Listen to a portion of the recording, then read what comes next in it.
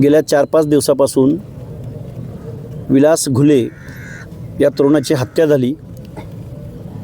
4-5 दिवसापासून मृतदेह ताब्यात घेतला जात नाही आणि या सर्व गोष्टीला इथलं पोलीस प्रशासन जबाबदार आहे. आजही आम्ही केजच्या पोलीस ठाण्यासमोर मृतदेहासह गावकरी, नातेवाईक, आईवडील सगळी मंडळी इथं उपस्थित आहेत. तरीही पोलीस डिपार्टमेंटकडून हे प्रकरण गंभीरपणे या प्रकरणाकडे बघितलं जात नाही. माननीय मुख्यमंत्री महोदयांना आम्ही मेसेज देऊ इच्छितो या माध्यमाच्याद्वारे, प्रेसद्वारे, की पुढच्या 1 तासामध्ये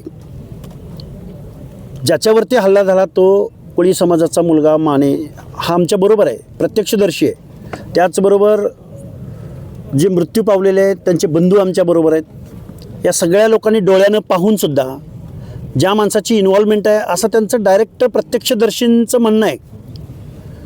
मग हे म्हणणं जर पोलीस डिपार्टमेंट ऐकून घेत नसेल आणि त्यांच्यावर गुन्हा दाखल करत नसेल तर आम्ही अंत्यसंस्कार करणार नाही आहोत. या भूमिकेवर ही मंडळी ठाम आहेत. तरीही आम्ही एक जबाबदार म्हणून आम्ही इथले सर्वजण जे काही समाजातील व्यवस्थेमधील आम्ही सगळेजण मंडळी इथं आलेलो आहोत.